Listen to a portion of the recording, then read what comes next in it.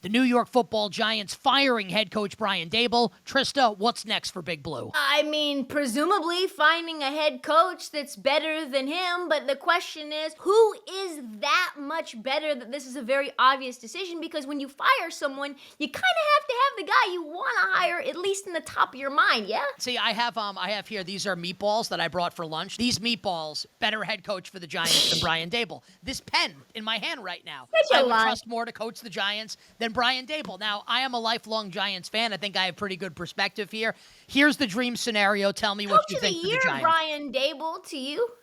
But no Brian Daboll ever for me. Nothing to do with Brian Daboll. My dream scenario for the Giants: Brian Flores, head coach; Mike McDaniel, offensive coordinator, to work with Jackson Dart. Tell me why I'm brilliant. We're doing this again with Brian Flores? The toxic workplace stuff that he went through, all the allegations. He gets kicked out the door. He basically broke Tua Tagovailoa's mental state down that they had to rehire the guy that you also want to be the offensive coordinator. You want to run back that disaster of a concoction?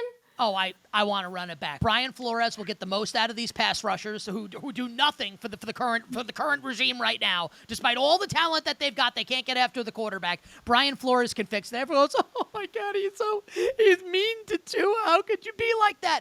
This is the National Football League, okay? Like, we're adults here. It's not Pop Warner. Like, if you can't handle a little tough coaching, maybe you're not cut out for this league. And Mike McDaniel would get the best out of Jackson Dart. That's my dream scenario, Trysta, for the Giants. Brian Flores, Mike McDaniel, and I think the Giants are cooking with gas. I think those both would be amazing coordinators, but I don't know if either one of them is a leader of men on their own right. You've got Mike McDaniel allowing the prisoners to run the asylum or whatever that idiom is. You've got Brian Flores coaching with the stick. Like, who's the guy that's gonna put it all together? Is it like the Lane Kiffins of the world? Like, I need somebody that I like to at least manage both of those types of personalities. I've got some names for you. Are you ready? Names for the New York Football Giants. And if you watching this right now, chime in the comments if you like or dislike these candidates. Are you ready? I basically got held at gunpoint for this one. Former Packers and Cowboys coach Mike McCarthy. I mean, you just can't.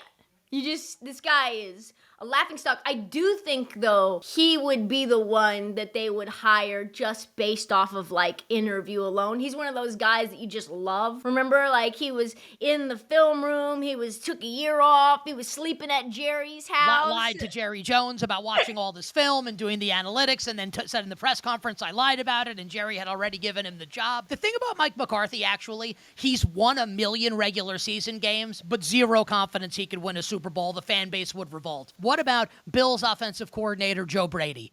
Can't have another Bills guy in the building. We already are keeping the GM from the Bills and Joe Shane. We cannot have another guy that comes from this organization. I think the fans would lose their effing minds. And it's almost, Brian Daboll, what a quarterback guru with Josh Allen. Almost just like Josh Allen's awesome, and that's the reason Daboll got the job. I will pass on Joe Brady. How about John Gruden? Oh, I mean, another toxic workplace guy. He's a personality. He deserves to be at Barstool and on YouTube, and he does not deserve to be a leader of men in any NFL, Pop Warner, or any college coaching philosophy. Let him work with quarterbacks on the side. He cannot coach a full team.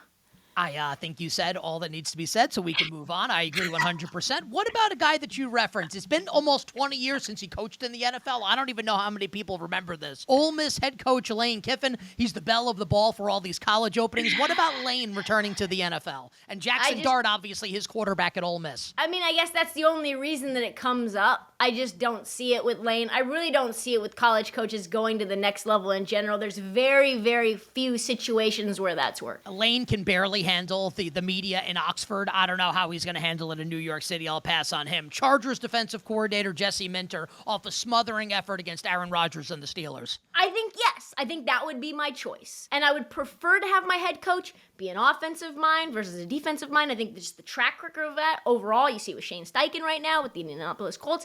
But if I had to choose a DC, it would only be Jesse Minter, and his father has like a crazy coaching tree as well. I think Rick Minter is his name. So yeah, for me, it would be Jesse Minter. I'm open to Jesse Minter if the Giants interview him. Last name, someone very familiar with the Giants organization and the Mara family. 2-time winning Super Bowl defensive coordinator for the Giants. Someone you might have heard of. North Carolina head coach Bill Belichick. I need it. I need it. I need the Jordan don't. Hudson.